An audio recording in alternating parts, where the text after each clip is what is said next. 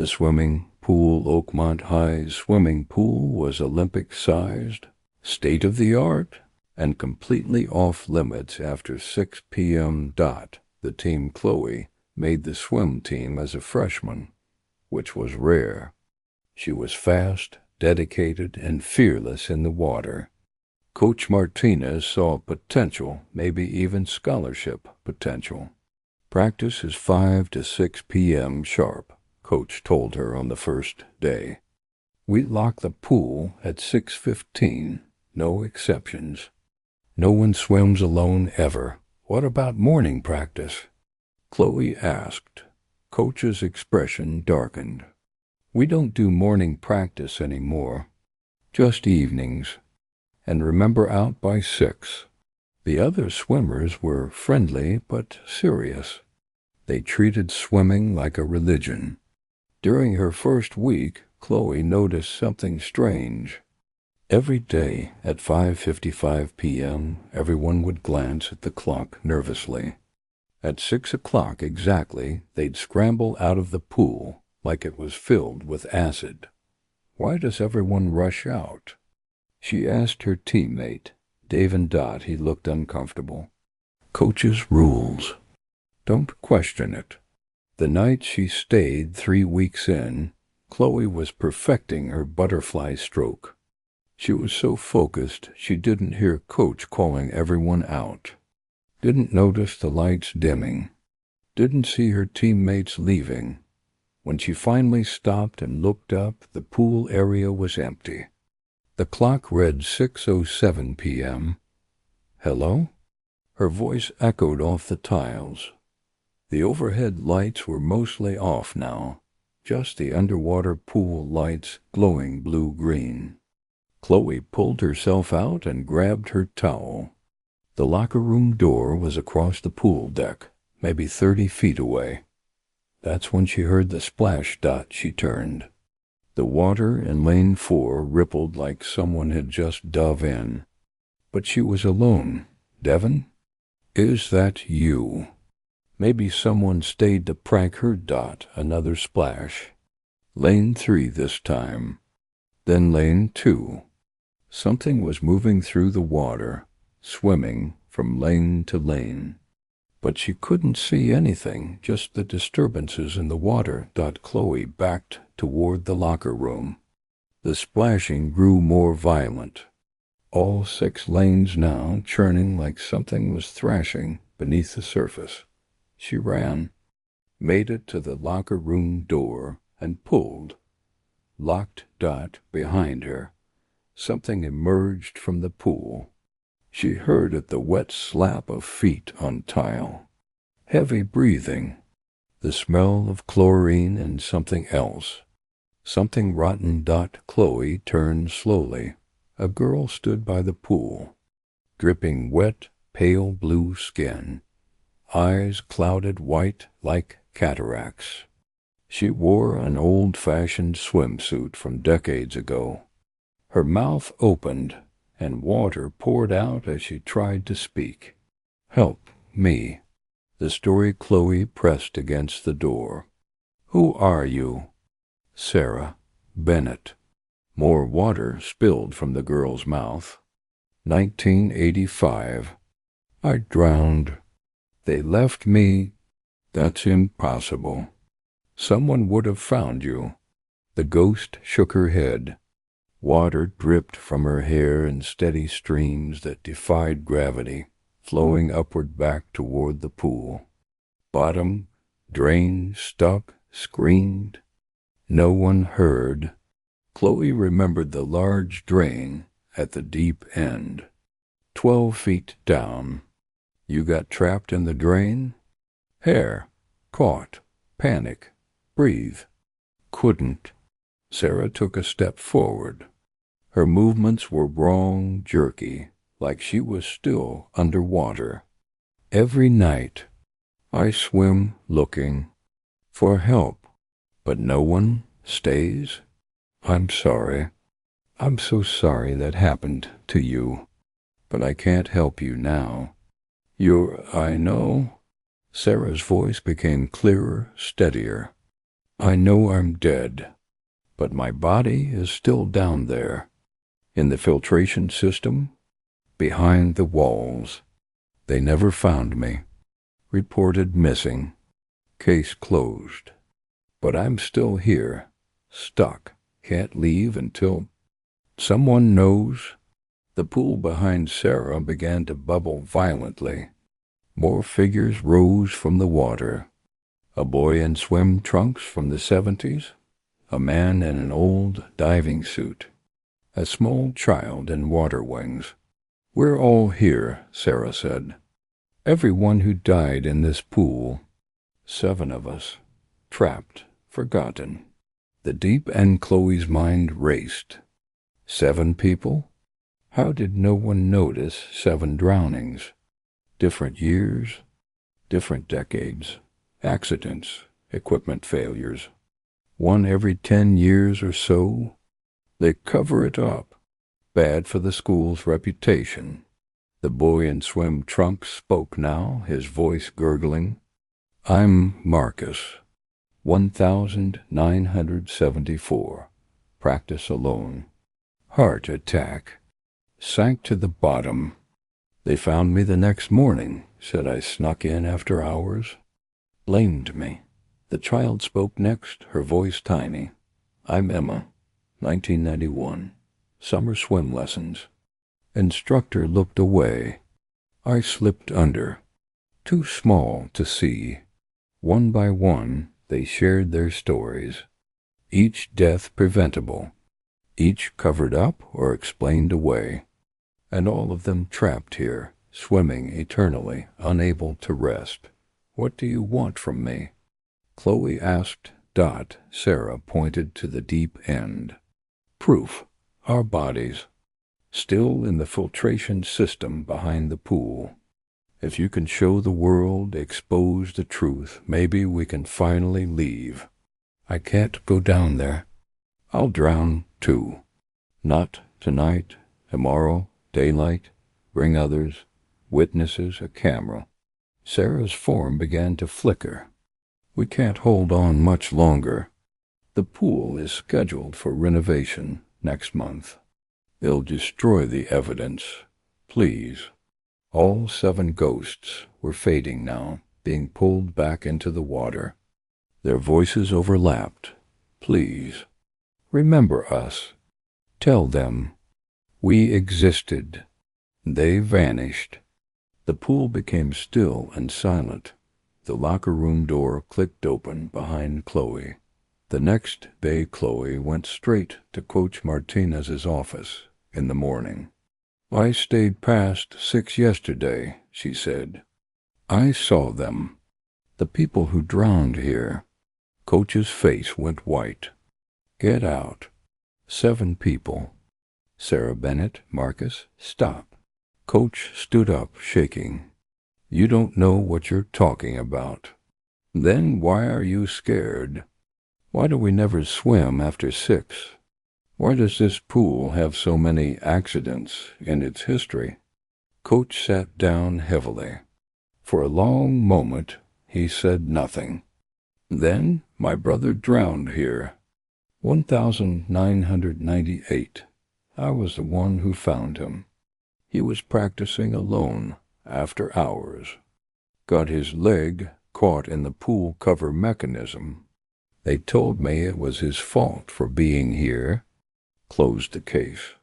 I became a coach to prevent it from happening again. But I know there's something wrong with this pool. Help me prove it. Let's drain it. Check the filtration system. The school will never allow it. Then we force them. The drained Chloe posted everything online. Her story, the names of the drowned, the history of the pool. It went viral. Parents demanded answers. Local news showed up. The school board had no choice. They agreed to drain the pool for routine maintenance inspection. Chloe, Coach Martinez, and a crowd of parents, reporters, and students watched as the water level dropped. 6 feet, 8 feet, 10 feet. The drain at the bottom became visible, and there, caught in the grate, was a piece of fabric, old, decomposed, but definitely from a swimsuit. They opened the filtration system access panel.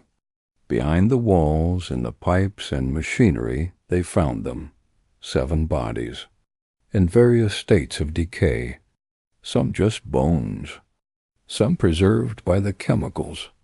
Sarah Bennett's student ID was still in a waterproof pocket of her suit. The police came. The media exploded. Oakmont High became national news.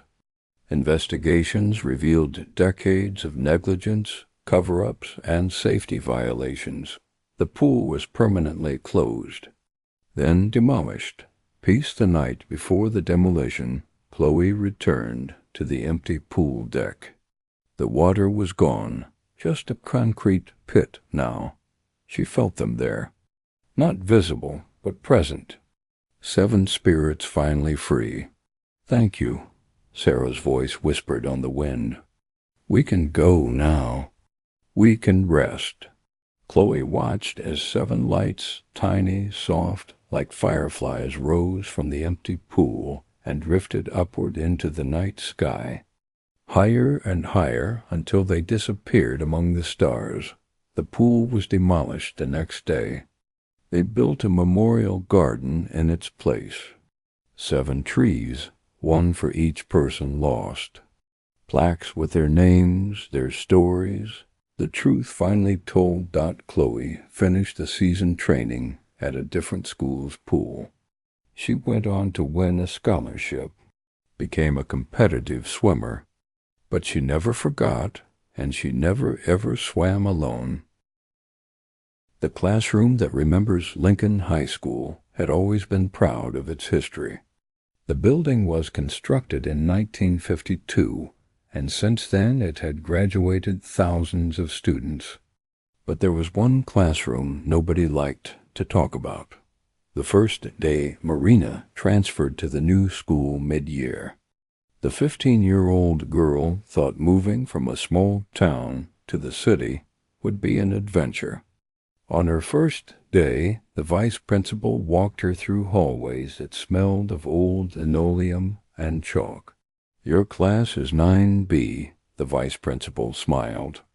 "History classroom, 2nd floor." Marina climbed the stairs. The door with the history room sign was the last one in the corridor. She pushed it open and froze. The classroom was empty, though class was supposed to start in 5 minutes. The walls were decorated with yellowed maps and portraits of historical figures. In the corner stood an old wooden cabinet with cracked doors. The strangest thing was the desk in the last row by the window. Unlike the others, which were modern, this one was antique wooden, with an inkwell and carved legs. Someone had scratched words into its surface. "Don't stay alone." The bell after Class A week passed quickly. Marina made friends with several classmates, but she noticed something odd. Nobody wanted to stay in the history classroom after lessons. Even the most diligent students packed their bags before the bell rang. On Friday, the history teacher, Mrs. Peterson, asked Marina to stay behind. "Please help me distribute these notebooks on the desks for Monday," she said. But Marina caught tension in her voice.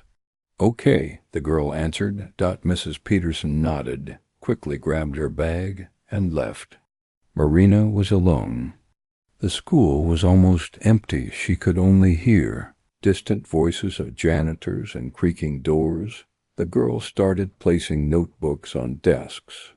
When she approached the last desk, that antique one, she suddenly heard a quiet whisper.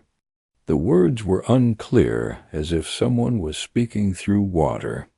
Marina looked around, empty. "Just my imagination," she thought, and placed the last notebook. The whisper grew louder. Now she could make out words. Stay, help, cold. Her heart stopped. Marina grabbed her backpack and ran to the door, but it wouldn't open.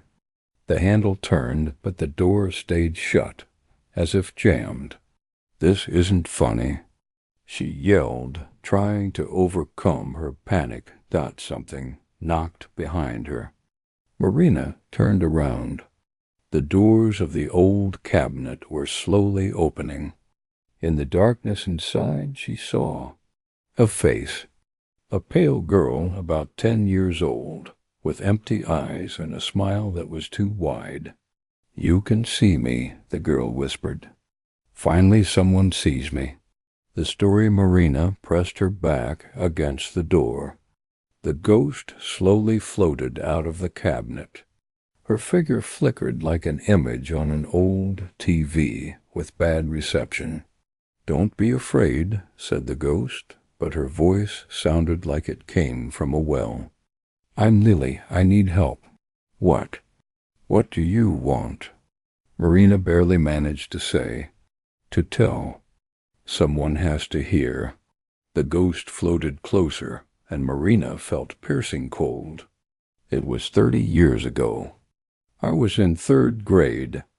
My teacher, Mr. Harrison, made me stay after class. Said I had to stay for extra lessons." Lily spoke monotonously, like reciting a memorized text. "He locked the door. I got scared. Started screaming. He said nobody would hear. The school was empty. I tried to run, hid in the cabinet. He found me. There was a struggle. The cabinet fell." Marina felt tears rolling down her cheeks. "They only found me 2 days later. He told everyone I ran away. They searched the school. My parents begged. And I was lying behind the cabinet where it had pinned me to the wall. Nobody thought to check. Mr. Harrison helped the search party. Even cried at my funeral. Oh, God." Marina whispered. "Where is he now?" The ghost's smile became even wider, inhuman. "He never left. Room 13 is his classroom. Always was, always will be." The truth at that moment, Marina heard footsteps in the corridor. Heavy, slow. Lily's ghost looked around fearfully. "He's coming. He always comes when I try to tell. Run." The door suddenly opened by itself. Marina ran out into the corridor and froze. Down the hall toward her walked nobody, but the footsteps sounded closer and closer. The floor creaked under the weight of invisible feet. The girl rushed to the stairs and flew down. In the lobby she met a janitor, an old woman with a bucket. "Girl, what happened?" she asked, frightened. "Up there, upstairs, in the history classroom." The janitor nodded with understanding. "Room 13?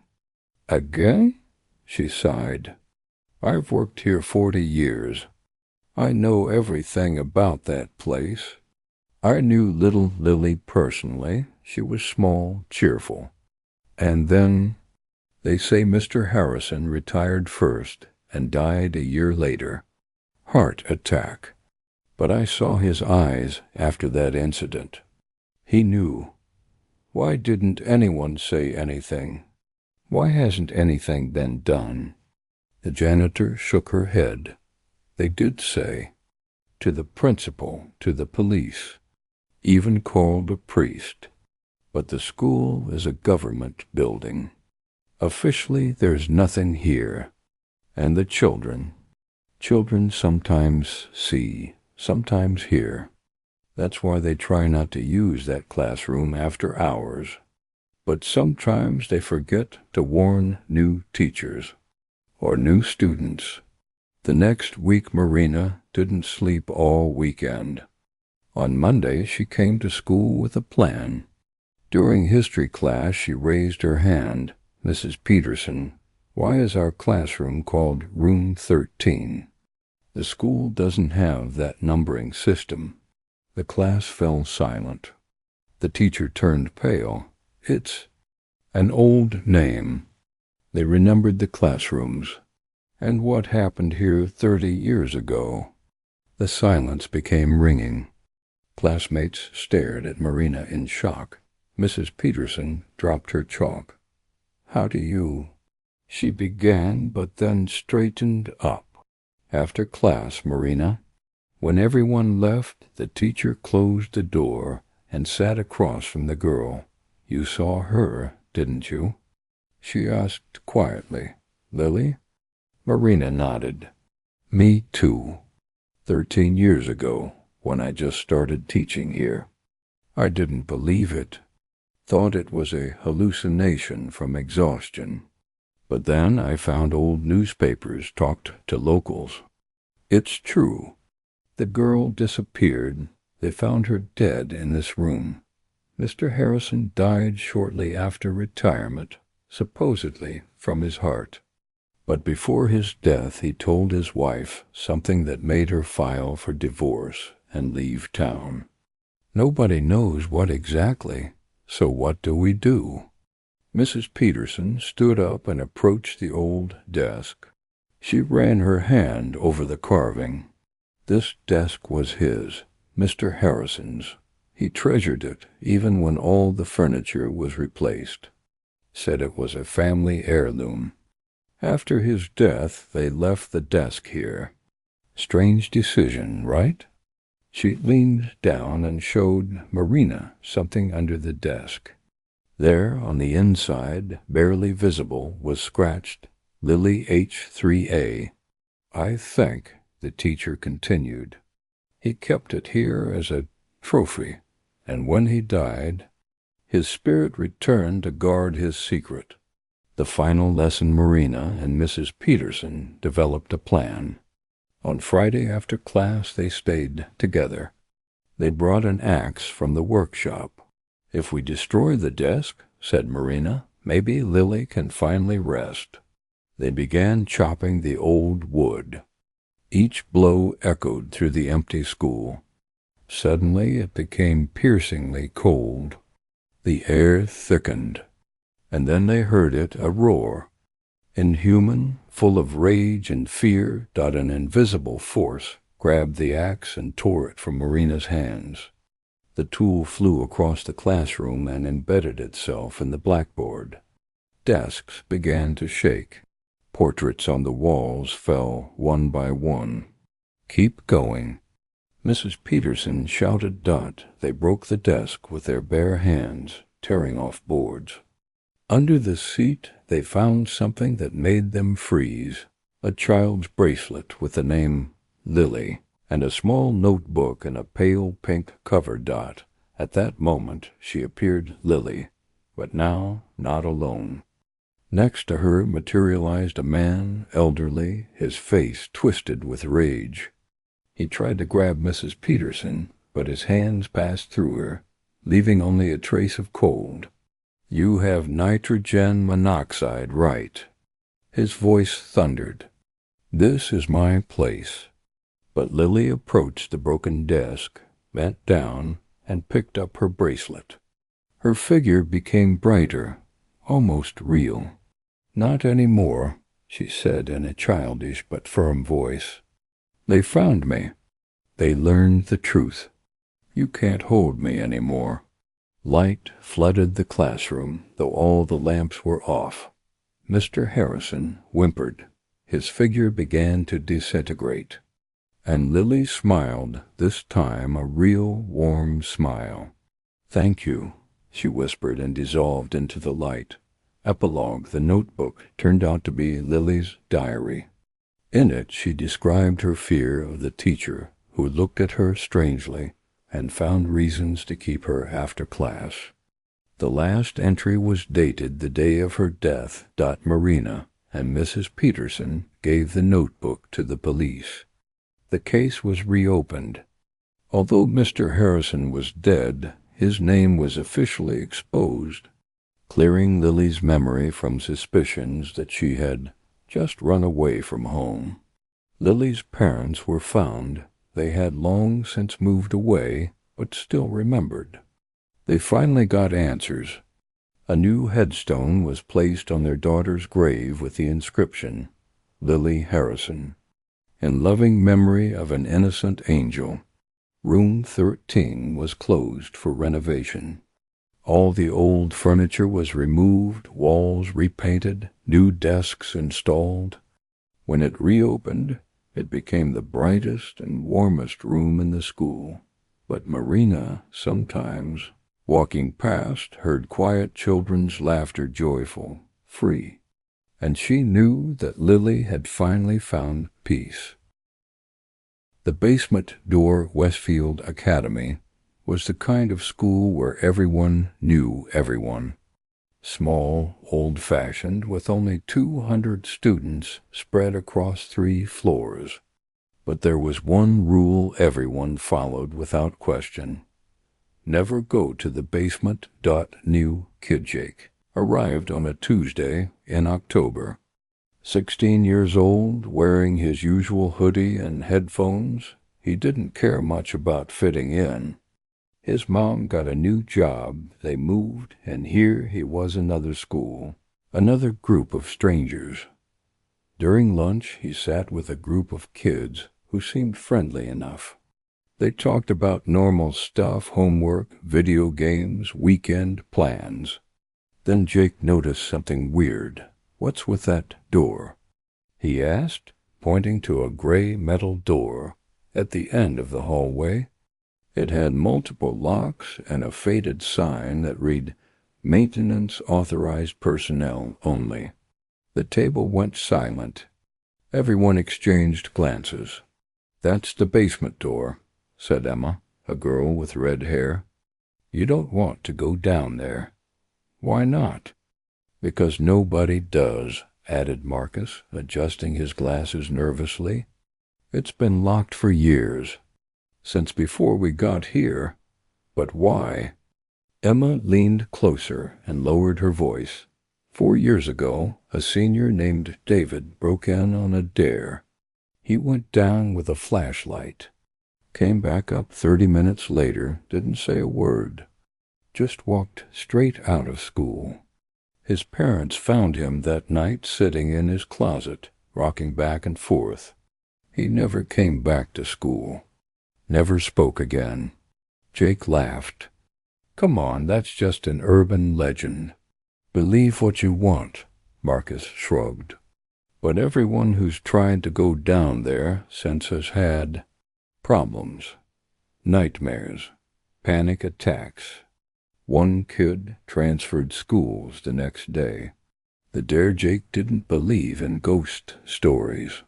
He'd moved 5 times in his life, and every school had some stupid legend to scare freshmen. This was probably the same thing. By Friday, he'd heard more stories. The basement was haunted by a janitor who died in the 60s. No, it was a student who got trapped during a fire drill. No, the school was built on an old asylum. Every version was different, which meant they were all probably made up. During last period, Tyler, a jock who'd been giving Jake a hard time all week, cornered him by his locker. "Heard you don't believe in the basement," Tyler smirked. "Big tough guy from the city, huh? I just think it's a stupid story." "Prove it. Go down there tonight. School's open late for parent-teacher conferences. Sneak down, take a video, come back. Or are you scared?" Jake hated being challenged, and Tyler knew it. "Fine. What do I get when I do it?" "Respect. And we'll leave you alone." Tyler handed him a small flashlight. 8 p.m. I'll be watching from the hallway. Don't chicken out. 8 p.m. The school felt different at night. Fluorescent lights buzzed overhead, casting harsh shadows. Parents and teachers walked past, too busy with their conversations to notice a student in a hoodie slipping down the main corridor. Jake reached the basement door. It looked even creepier in the evening. The metal was rusted, and someone had scratched "Don't" into the paint. Multiple times. In different handwritings, he tried the handle. Locked, obviously, but Jake had learned a few things moving around so much. He pulled out a bobby pin and worked on the simple lock. Click. The first one opened. The second lock was harder, but after 5 minutes it gave way too. The door swung open with a long creak. Cold air rushed out, smelling of mold and something else, something sweet and rotten. A concrete staircase descended into darkness. Jake turned on his phone camera and the flashlight. "This is Jake going into the famous basement," he whispered to the camera. "Let's see what's so scary." He started down the stairs. Below 20 steps. The temperature dropped with each one. By the time Jake reached the bottom, he could see his breath. The flashlight beam cut through the darkness, revealing a long corridor with doors on either side. Old boiler room. Storage closet. Electrical panel. Nothing scary, just typical basement stuff. Jake walked slowly, filming everything. Water dripped somewhere in the distance. Pipes groaned overhead. "See?" he said to the camera. Nothing. Just a creepy old basement. Every school has one. Then he reached the last door at the end of the corridor. Unlike the others, this one was wooden, with a small window at eye level. The glass was so dirty he couldn't see through it, but there was something written on the door in what looked like dried paint. Or maybe not paint. They're still here. Jake's hand hesitated on the doorknob. For the first time, he felt genuinely uneasy. The air was wrong down here. Too still. Too cold. And that smell was getting stronger. "Don't be stupid," he muttered to himself and opened the door. The room beyond was large, maybe an old classroom or assembly hall. Desks were stacked against the walls, covered in dust and cobwebs. But that's not what made Jake's blood freeze. In the center of the room, arranged in a perfect circle, were 12 chairs.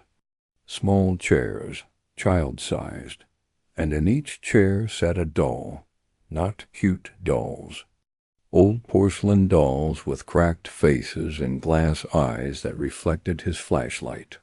They were positioned facing inward toward the center of the circle, where someone had drawn a symbol in chalk, a spiral with strange markings around it. Jake's phone camera was still recording. "Okay, this is actually pretty creepy," he admitted. "Who would set this up?" He stepped closer. The doll's eyes seemed to follow him. Just a trick of the light, he told himself. Reflections. But then he noticed something that made his stomach turn.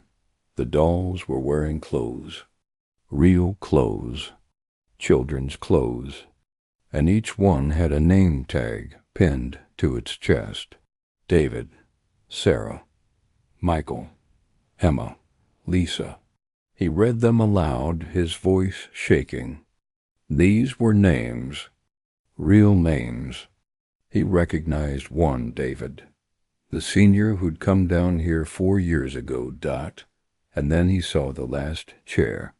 The 13th chair just outside the circle. Empty. Waiting. A name tag sat on the seat. Jake.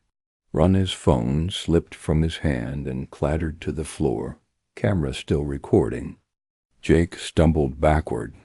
This wasn't possible. He'd only decided to come down here a few hours ago. This had to be a prank. Tyler must have. The door slammed shut behind him. Jake spun around and grabbed the handle. Locked. He pulled and pulled, but it wouldn't budge. His breathing became rapid, panicked. "Tyler, this isn't funny. Let me out." Silence. Then a sound. Quiet at first, but growing louder.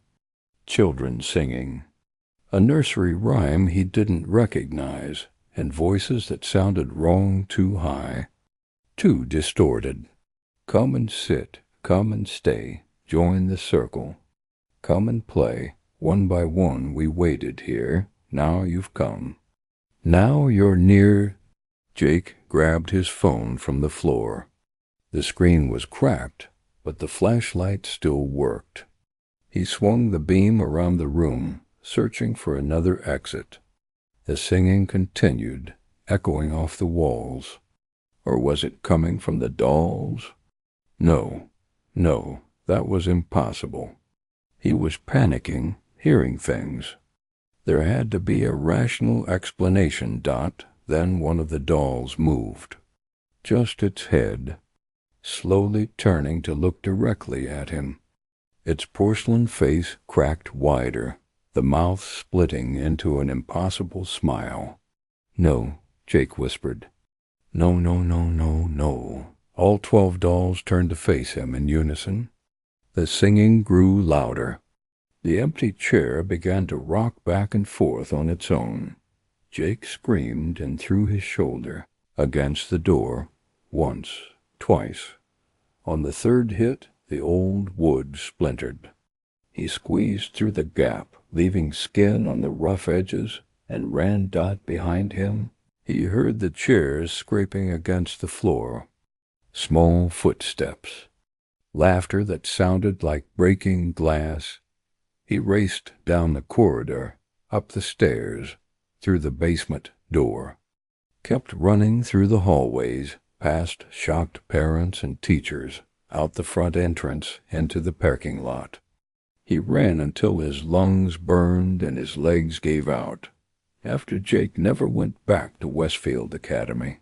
His mom thought he was being dramatic about not fitting in and tried to make him return, but he refused. Absolutely refused. He switched to online school instead. The nightmares started that first night. The circle. The dolls. The empty chair with his name. But worse were the dreams where he didn't escape. Where he sat down in that 13th chair and felt the cold porcelain spreading across his skin, freezing him in place forever. Tyler posted Jake's video online, laughing about how scared he got. But the video cut off before Jake found the door. Before the chairs, before his name, just showed him walking through an empty basement. Then Static.Emma messaged him once. You saw it, didn't you? The circle? Yeah, he typed back. David saw it, too. And the 6 others before him. The chairs add up, Jake. 12 dolls. 12 names. I've been researching. Kids have been disappearing from that school since it opened in 1952. Not all at once. One every few years. Just enough to seem like transfers or runaways. Why are you still going there? Jake asked. Her reply took 5 minutes. Because I'm too scared of what happens if I try to leave. The ones who saw the basement but didn't sit down. We have the dreams. Every night the circle calls us back. Sooner or later everyone goes back. They sit down. And then everyone forgets they ever existed. That's insane. Check the yearbooks, Jake. Look for the names on the dolls. They're not there. No records, no photos. It's like they were erased. Jake never responded. He deleted the conversation, blocked her number, and tried to forget. But 3 months later he woke up drenched in sweat with an overwhelming urge to go back to the school. To finish what he started. To sit in that chair. He moved again. Across the country this time. New school, new state, new life. The dreams followed him, and sometimes, late at night, he swears he can hear children singing.